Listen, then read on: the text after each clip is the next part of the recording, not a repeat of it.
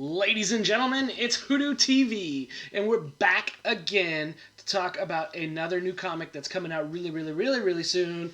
Frank Gogol, he's on here again. Thanks for jumping on, Frank. What's going on, guys? Hi.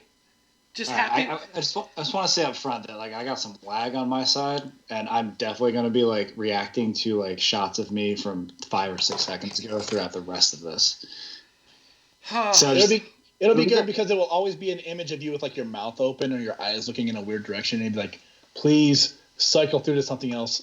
Please. Yeah, but the benefit is if people can live through all that and still be interested in the book, they'll definitely love it.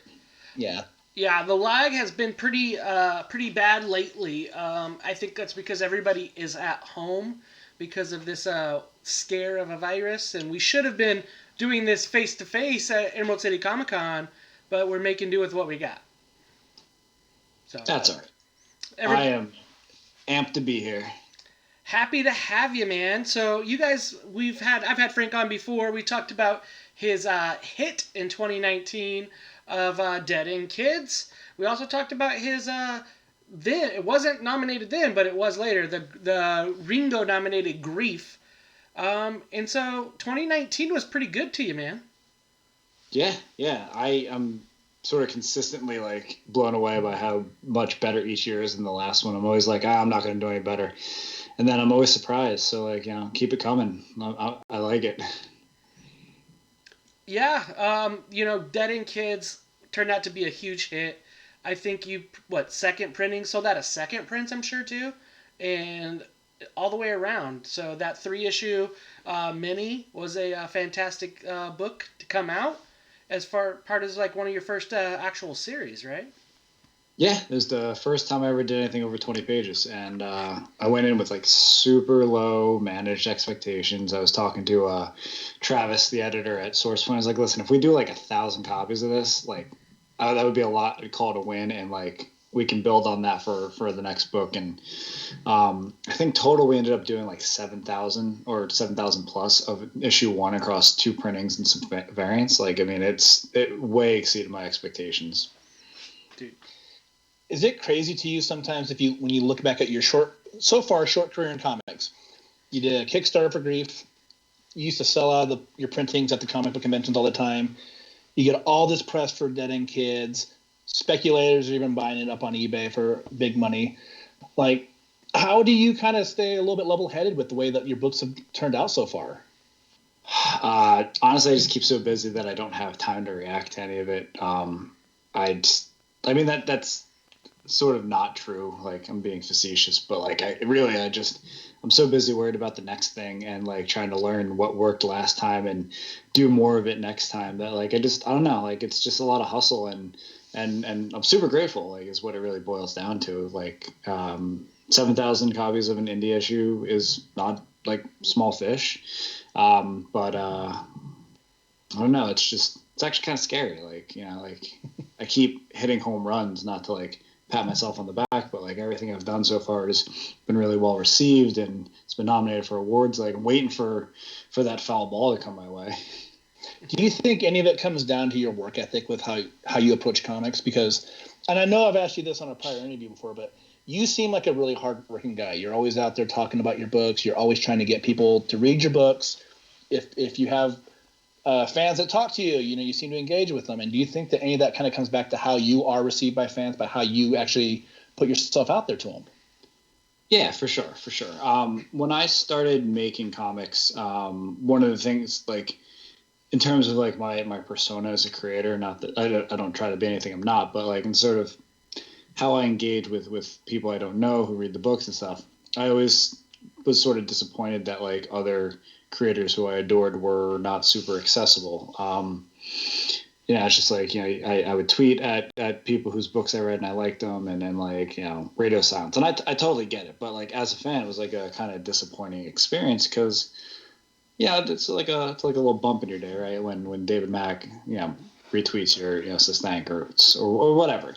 But I wanted to sort of make sure that I was the kind of creator I wished other creators were in that regard. So if somebody hits me up on a tweet it's 2 seconds out of my day to say thanks or to hit that little heart button. You know what I mean? Like, and I think it has paid off. Like, I definitely have people who I engage with on like a weekly or sometimes daily basis who I'm like fairly sure that will buy anything I write. And like, doesn't matter if it's good or not, which that's their business. Like, if you're going to buy a bad book just because you like the person, like, more power to you. But at the same time, it's like, I think it's making a comics career or doing anything like freelance like this it's like the opposite of death by 1,000 cuts. It's like building the wall by 1,000 bricks, and each person you spend time interacting with is like one of those bricks. And like, the more you can cultivate that relationship, even if it's just like a little bit each day for a year, like, they say it only takes like 1,000 true fans to like have a self-sustaining comics career. So like, I want to build that. I also don't want to be a douchebag online and like ignore people. Absolutely. Absolutely. And I think that's one of the biggest things is you're going to get people that even if you have a down book, that may be there to support you as long as you're a decent human being and you treat people with respect. I think it's great. So, and that's something that's very obvious when you see you at a con and your engagement with people. So it's highly respected. I know we see that. So, sad we couldn't see you this weekend, as we were talking about earlier.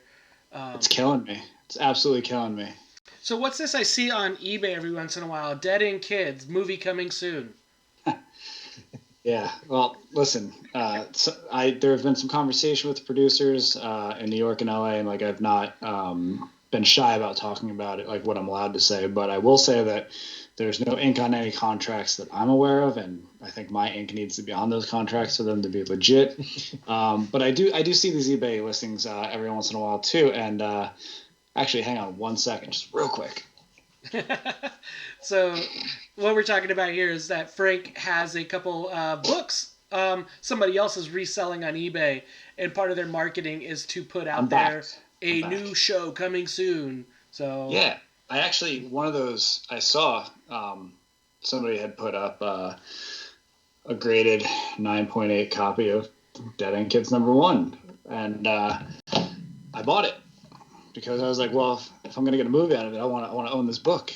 I actually don't have any copies for myself. I sold them all because nobody could get them. So this was my way of getting it. But also, after the guy sent it to me and saw my name on the front of the book and on the package he was sending out, I hit him up. I was like, hey, what do you know that I don't? And radio silence. So, if he ever gets back to me, maybe he's some guy at Sony. Like, I don't know.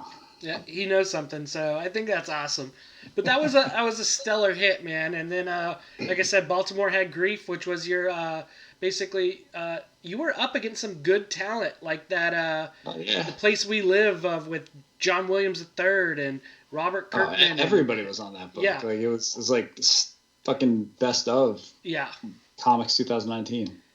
So that was kind of cool. The good company that you were around there. So congratulations. So yeah, and like, I mean, I didn't get the vote, but if I did, I would have voted for that book too, and a couple of the others before I voted for myself. I love Grief. I'm really glad it got nominated.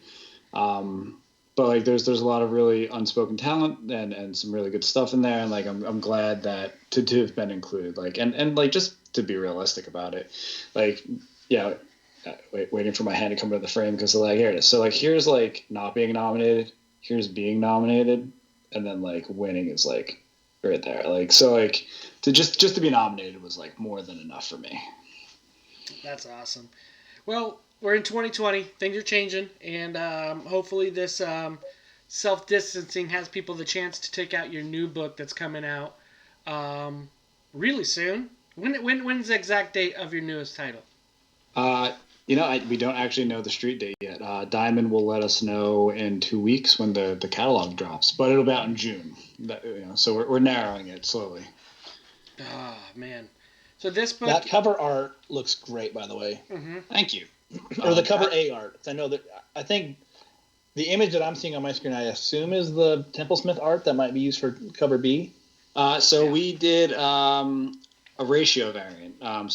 Shops who ordered, Diamond sets this, so I don't know the number yet, but I think it's going to be a 1 in 10. So shops that order 10 copies of the regular cover will get one of the variants. And then the regular cover is by Ahmed Rafit, who did some of the variants for Dead End Kids last year. He did the Noir series, the black and white crime inspired ones that just look so fucking fantastic. Like that, I just when I like working with somebody, like I really like working with them, and I'll just keep creating jobs for them, regardless of whether I have like a book. Like I wanted to do a book with Chris, and like that's where No Heroine came from. I didn't have scripts or anything. Like we were talking, he was like, "Yeah, let's do a book," and I was like, "All right, I'll make a book." And so, but yeah, we're gonna have Ahmed on covers. I just saw the final art for number 3 today, and it's my favorite one of the series, and I can't wait to show people in a couple weeks.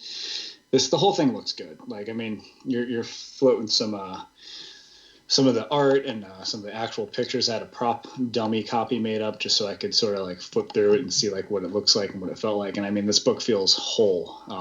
It really is something special in terms of content. And what's really amazing is I wrote this issue that we're talking about right now before I wrote Dead End Kids, and was able to go back and revise it, knowing what I learned on Dead End Kids. So like, it's just, the whole book's awesome. I'm really excited for it.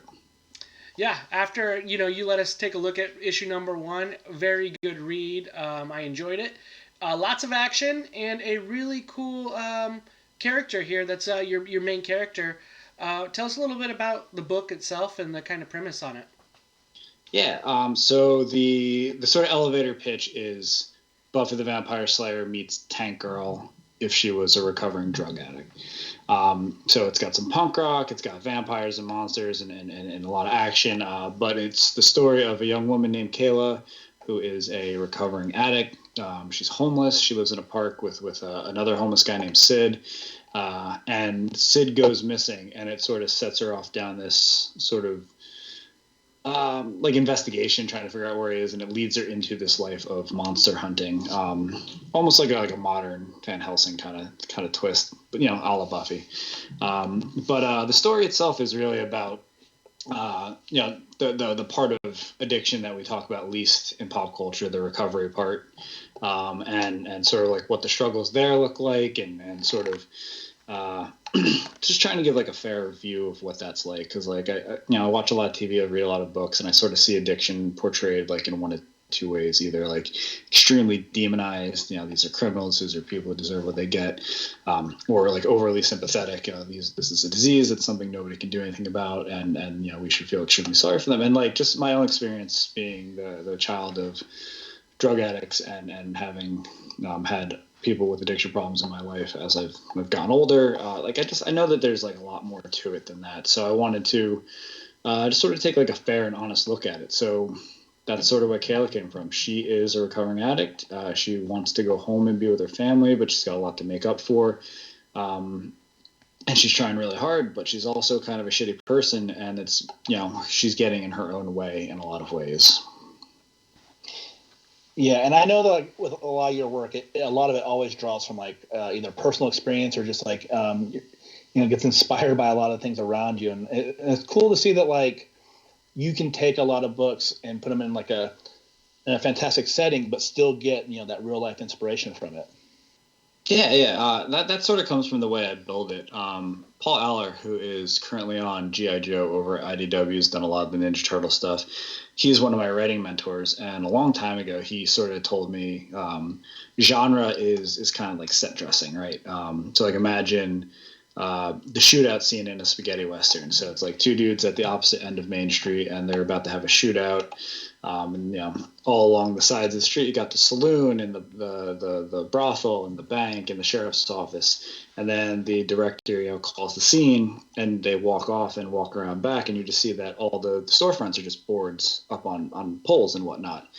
And it's just all there to sort of enhance the story being told. And that's kind of how I treat genre. So this story is definitely a Vampire Slayer type story. It's got a lot of punk rock to it. But everything like in terms of genre is there to sort of prop up the character story. I always start with the story I want to explore. And for No Heroine, it was, what is it like to be a recovering addict? Like, what is it like to really want to be better and, be constantly getting in your own way and self-sabotaging and kind of be a piece of shit person and coming to realize like that not doing drugs is just the first step and that there's a long road ahead of you.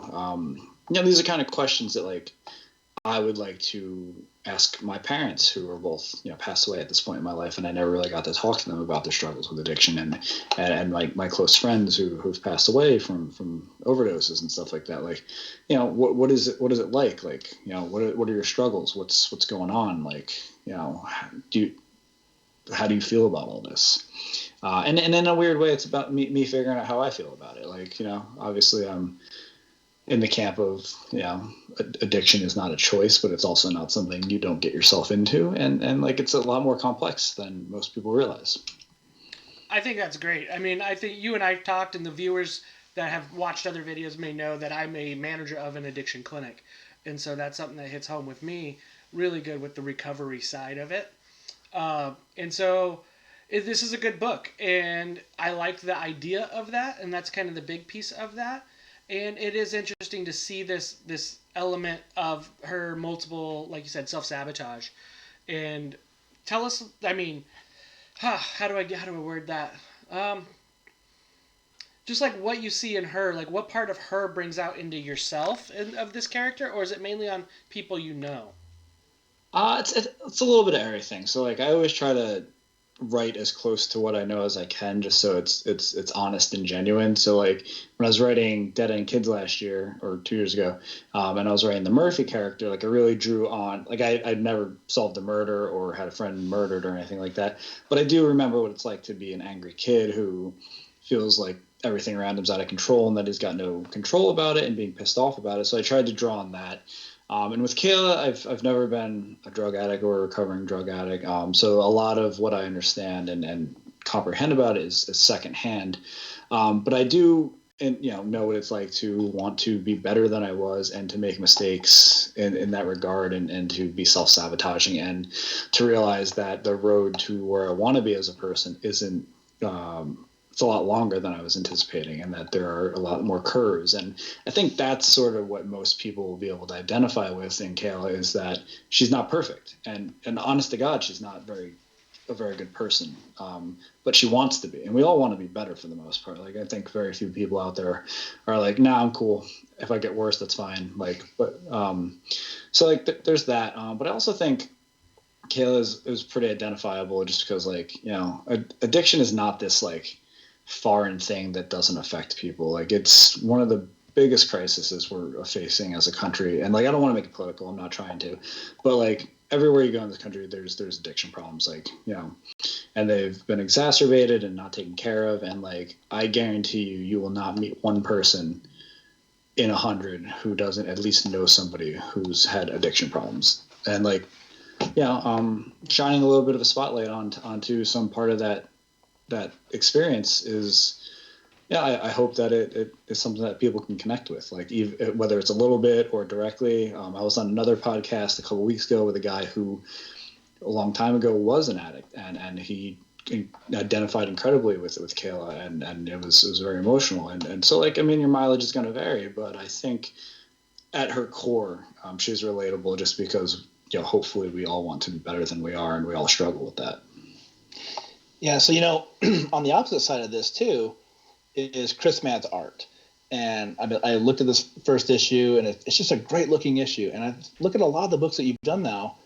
They all have really good art that really complements the story. And I'm just curious, like, how did you get Chris Madd on this book? So Chris and I live in San Francisco now, but my whole life up until 2 years ago, I lived in New Jersey. And Chris and I shared a comic shop, Comics Crypt in Eatontown. And we were friendly. We were both sort of Wednesday warriors. We'd go in first thing when the doors opened on Wednesday and pick up our books and sort of talk shop a little bit. But we weren't close. We didn't hang out or go to the bar or anything. And then I moved to San Francisco, and it was last April, 2 Aprils ago, rather. Jeez, the years are all blending together at this point. But April of 2018. I was out in Philly or Philly adjacent for the Great Philadelphia Comic Con. I tabled there with Source Point Press, and Chris had his own table, and we got to chatting after the show, and just catching up and sort of talking each other up to one another. And toward the end of the conversation, he's like, do you ever want to work on something together? Like, I'd totally be down. We have a fairly similar background. We both grew up in the same part of New Jersey, went to the same high school, about 10 years apart. Chris is a little bit older than me. And I've always wanted to tell a Buffy book, and he's got like a pretty good style for horror. And but I didn't have anything on, the docket. I was getting ready to write Dead End Kids at the time. So I left the conversation saying, let's talk. Like, if something comes up, like, let's do it. And then I got on the plane to go home to San Francisco the next day. And by the time I got off the plane, I had the whole first script essentially written. Like, my mind kind of just blew up with all the things sort of floating around, coalescing together between Chris's art, me wanting to tell some kind of Buffy-esque story, my personal history with addiction in my life, via other people. Chris has been very open about talking about his experiences with addiction. He's been clean for about 20 years, and getting into comics is part of how he's sort of put his life back together. So like all these things were floating through my head, and like the story kind of blew out of me. And Chris he's just the right guy. I mean, like, if you guys haven't met Chris, he's got like a punk rock metal edge to him too. And he's a good guy, and he's a really hard worker, and he's incredibly talented. And it's criminal that he's not further along in his career and making bigger books with better names than mine. I really appreciated this art, like you said, and it did match the pairing really well. And so I like that, knowing that kind of this script kind of came with him in mind is really cool. I mean, and how much of that did you play into letting him know of these scenes? Like, or did you just kind of script it out detailed for him, or let him kind of rock and roll? With every artist, the relationship's a little bit different. So like Nanad on Dead End Kids, like he essentially draws what I write. And he's got like a pretty square sense of like panel angles and whatnot, and like he's very much a drama driven artist. With Chris, I wrote essentially the same. My scripting style is essentially the same. I think I've improved as a scripter, and I've learned new tricks like embedding hyperlinks for references and stuff like that to make the process a little bit easier.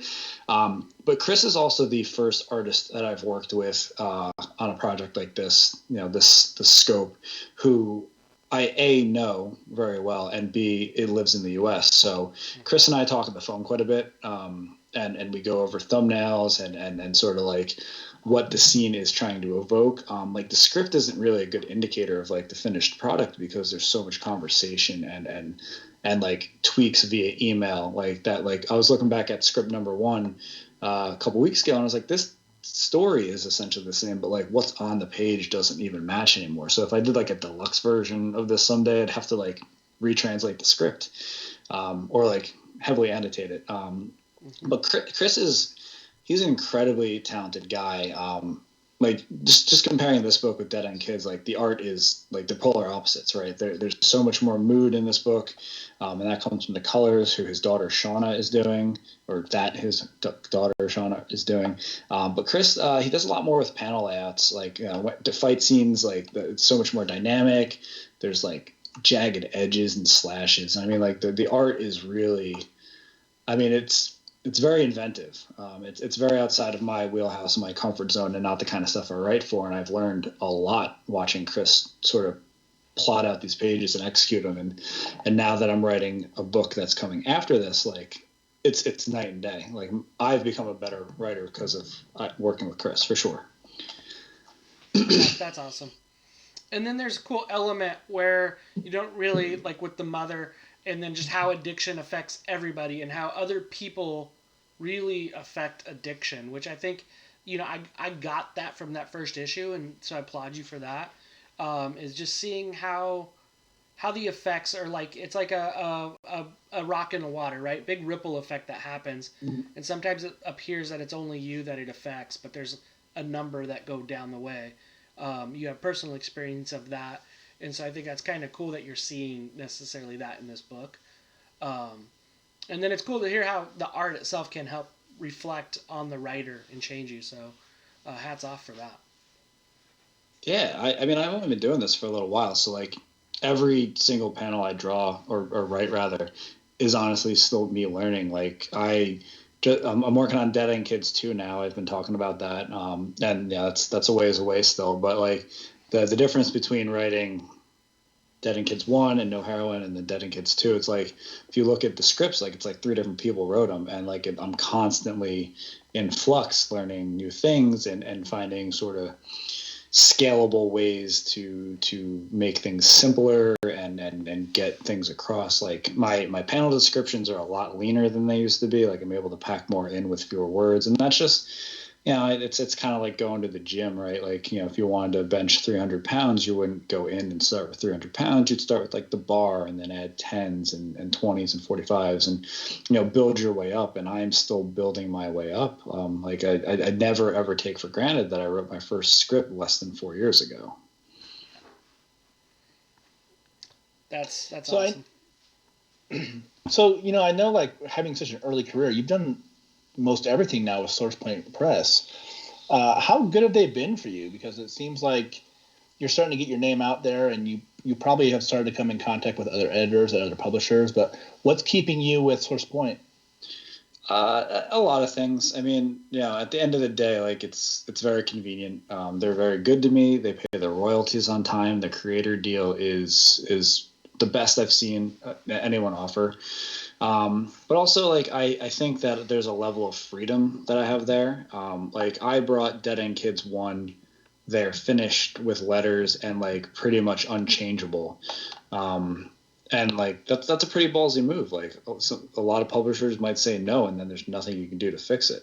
But I felt confident in our relationship, and they also trusted that the book was another a book in the vein of grief, something that I poured my heart into and my every ounce of skill I have. And I probably shouldn't say this out loud, but I'm pretty sure the book got greenlit and came out before anyone over there ever even read it. That's not a testament to them running the business badly. It's a testament to them, having faith in me and my ability to put out a book that I can hustle. I've definitely had conversations with editors at IDW and Dark Horse and a couple other publishers. Dead End Kids opened the door for me to be able to get in contact with Marvel, and I've had some samples in over there. Nothing panning out yet. Next step for me is hopefully, the goal would be work for hire stuff. I'd love to write some Power Rangers. I'd love to write some Ninja Turtles. It's a whole lot of stuff at Marvel I'd like to put my fingerprints on.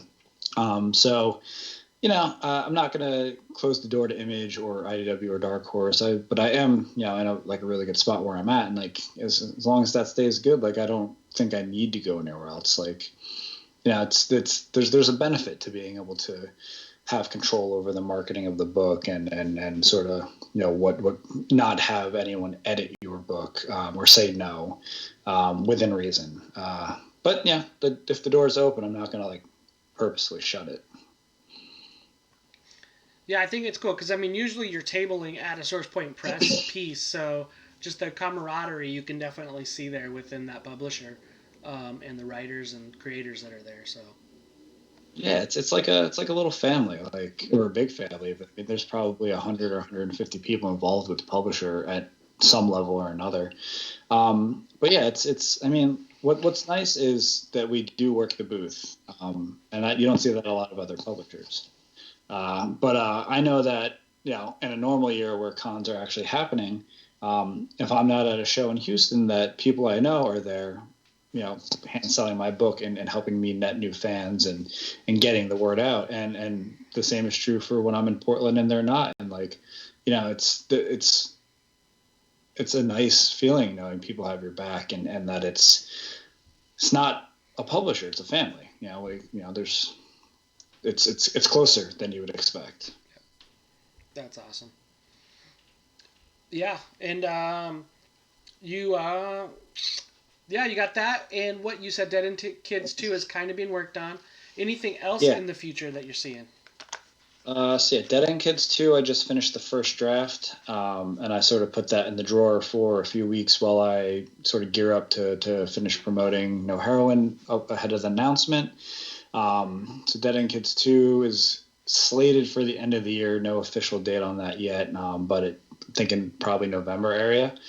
After that, I've basically got a 3-year plan for this year and the 2 years after that would put out 6 books. No Heroine is the first of those. Not everything goes according to plan, but I like to have like a roadmap so I can sort of see my trajectory. There's a book I'm working on called Afterbirth. It's kind of it's hard to explain because I'm not done writing it, but the initial pitch in sort of like a fit of delirium at San Diego Comic-Con 2 years ago was, what if the xenomorph from Alien got loose in the Power Rangers Megazord? Sort of like what would that look like? And the story has evolved quite a bit from there, but it's sort of a body horror, team in space kind of book, akin to Aliens or something in that vein. And I'm having a lot of fun with it. I got married about 6 months ago, and that move sort of changes things, and like conversations about kids and stuff are starting to happen. And that book and some of the other stuff I'm writing is very tapped into sort of like my fears and worries about being a parent and stuff like that.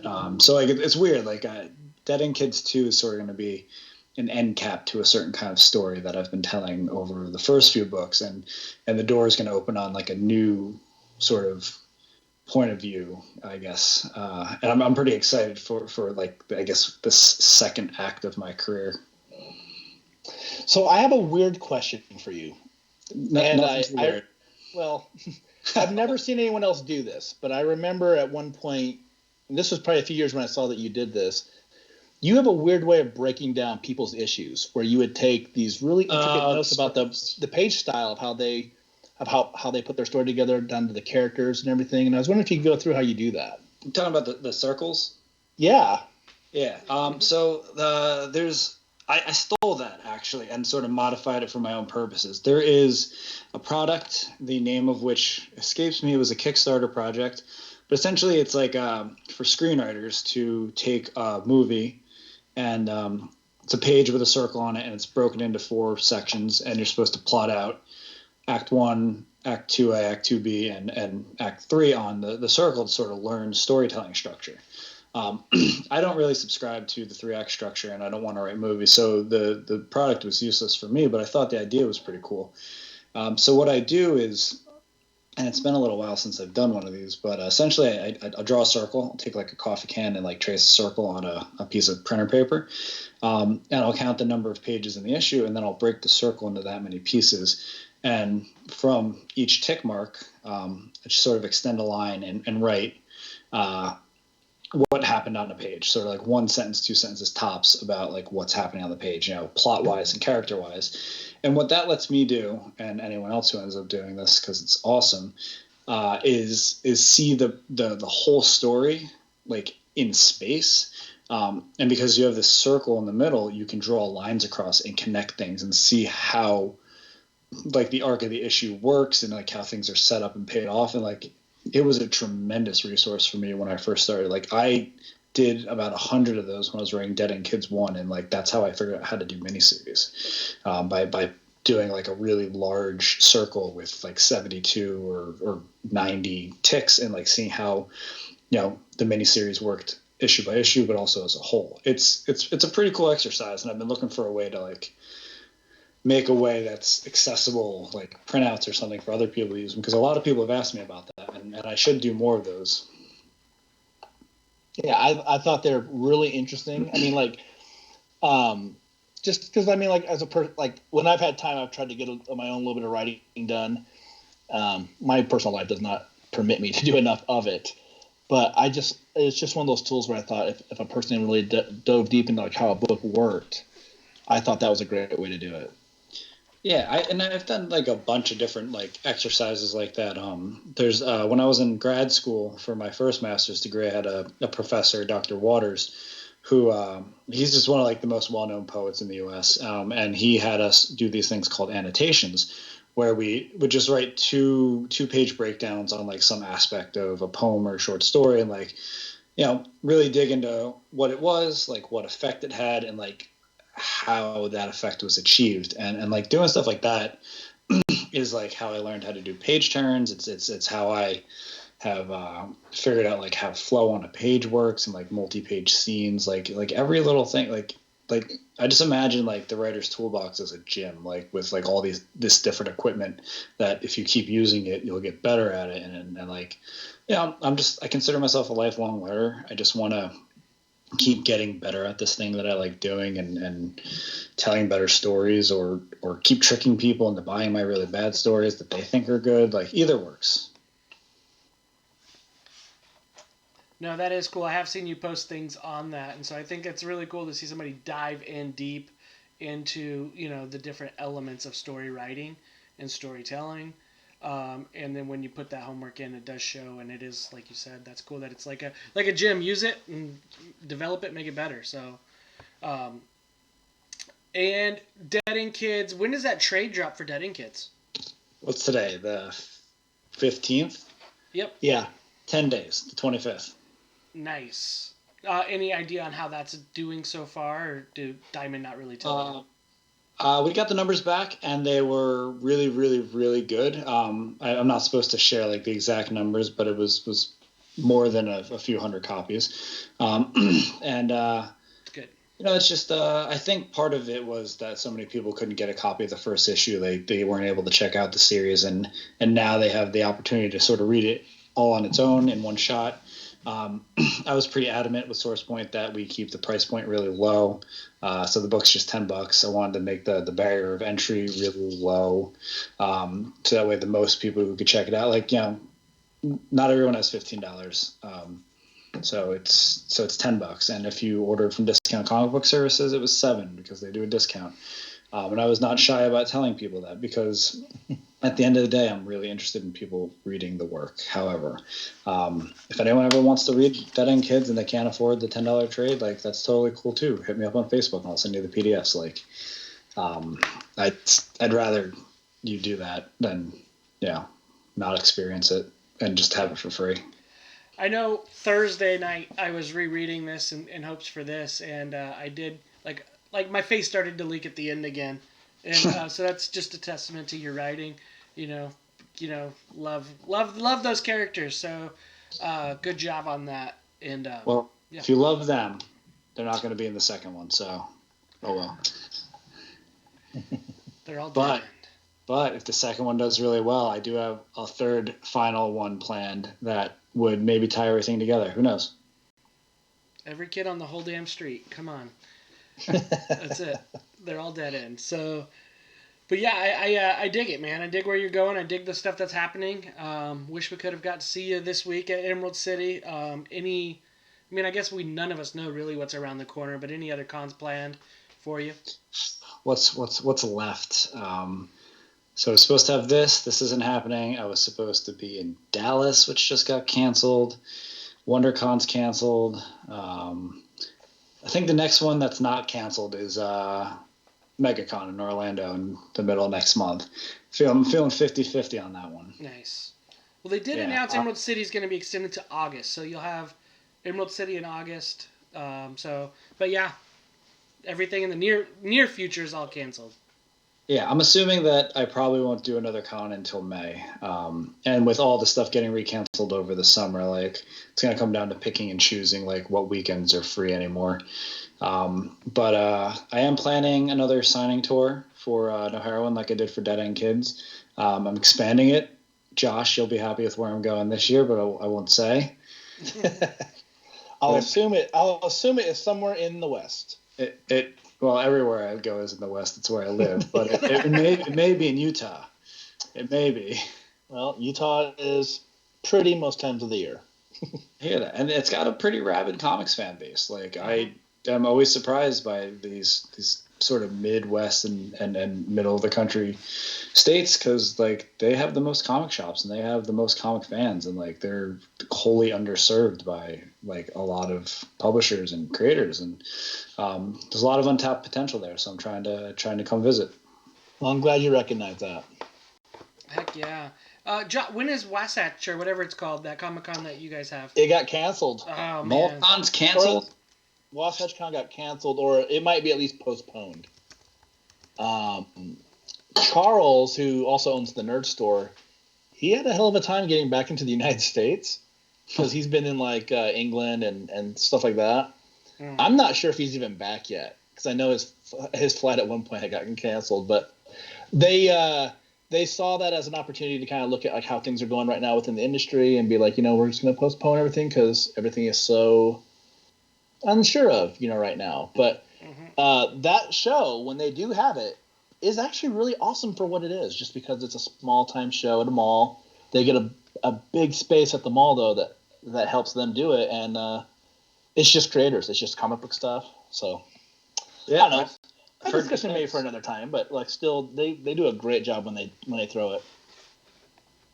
Yeah, I've heard nothing but good things. My buddy Phil Seavey does it. Some of the other people who I know who are fans in Utah really love the show. It's definitely on my to-do list for sure. Phil's awesome. Phil's amazing. I guy. attribute all of Dead End Kid's success to Phil. He did that variant cover for San Diego last year, and I think that's what people noticed. Like, they didn't care about the story. They're just like, Phil Seavey, this is the best book ever, and rightfully so. Was that the Chromium one? No, that was it was like the outline of the head. It was like a white space type thing, and it had like a long view down a street. Yes. The Chromium yes. was Riley Brown, who did a lot of Deadpool over at Marvel. Yeah, there was some cover's nice too. Really cool cover, so I dig it. So, and anything else? I mean, I know we're gonna make sure you get with Frank in the comments, follow him on Twitter, any of that other things.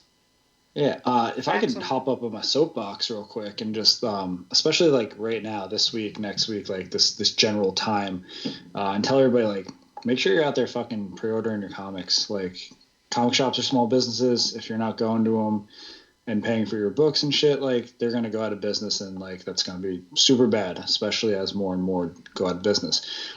So if you hear about No Heroine or Dead End Kids 2 or Triage from Phil or Canto from David Boer or any of the other dope indie books that sound awesome to you, make sure you go pre-order that shit.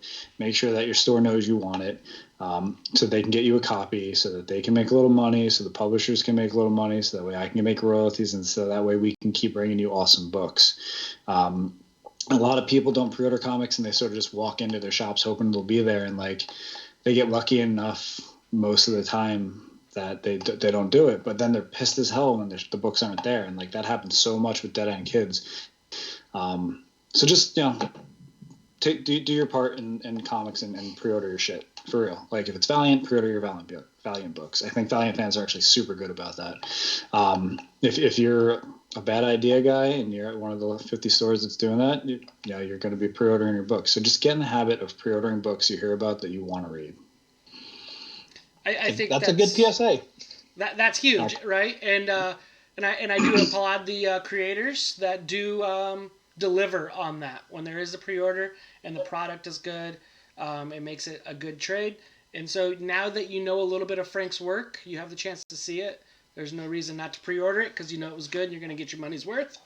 That's right. Or I'll get your money and you'll get a bad book. Either way, I win. No, I'm kidding. Yeah. Well, and not only that, but as a creator, it's very unheard of for someone to come out and say, hey, if you don't have money, hit me up. I'll send you PDFs. Like, I mean, you can't even go wrong. Yeah. Frank is giving you every opportunity to read his books. Listen, I mean, at the end of the day, that's what comics are for. They're not for making money. They're for enjoying. And if people can't afford them, I want them to be able to. And like, I don't support pirating. So, rather than pirate the book, which I'm pretty sure you can't because I've never seen them available.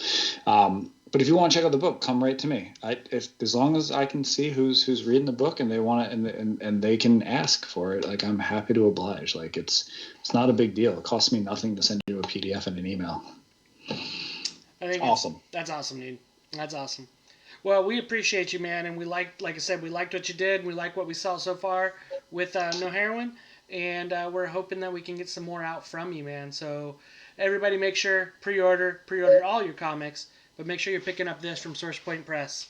And yeah, so thank you for jumping on. Thanks, Frank. Yeah, man. Thanks for having me. And before we go, let me ask you. We were at BarCon at Emerald City, I think 2 years ago, when I was first telling you about No Heroine. Yes. And you were a little worried that it was too similar to something you might be working on. Did it end up being a total ripoff? Did I translate the script right that I hacked from you? No. We're like similar pieces. And it was funny because on this, I'll talk a little bit on this. Me and Frank were talking. He tells me he has a story, and I have a good pitch, and I got the first 7 pages done. And I've kind of been lazy with work and everything that I haven't finished more of it. But he said, I got this drug chick that's working with vampires. And I was like, shut up. I don't want to hear any more. I don't want it to affect my story. And so it's cool to see that it's far enough apart that it is that we're not going to be stepping on toes, which is appreciated. And the cool thing is we talked about it first, and we both know that we both had the idea at similar times, and nobody's stealing anything. So I think it's awesome. That's right. And Frank got into print first, so he gets the copyright. It's fine. Hey, you guys can always have that issue though where everybody teams up though. Love you. Yeah, I'm all about crossovers. Whatever I can do to tell more stories with Kayla. I mean, she is by far the most fun character I've ever written. She swears a lot, which means the dialogue comes very naturally for me. And I even snuck in a joke in this book. A lot of people who read Dead End Kids were like, yeah, I love the book, but it's kind of humorless. And I was like, yeah, I know, because I can't write funny. I tried to write a comedy. I tried to write 4 kids walk into a bank, and I got Dead End Kids. But there is one joke in the first issue of No Heroine, and I'm particularly proud of it. It's a jab at Twilight, so... I did like that. I did catch that. That was pretty damn cool, so... And it's a little self-deprecating, too. It turns around, and, Kayla's kind of the butt of the joke that she's telling. I was very proud of it.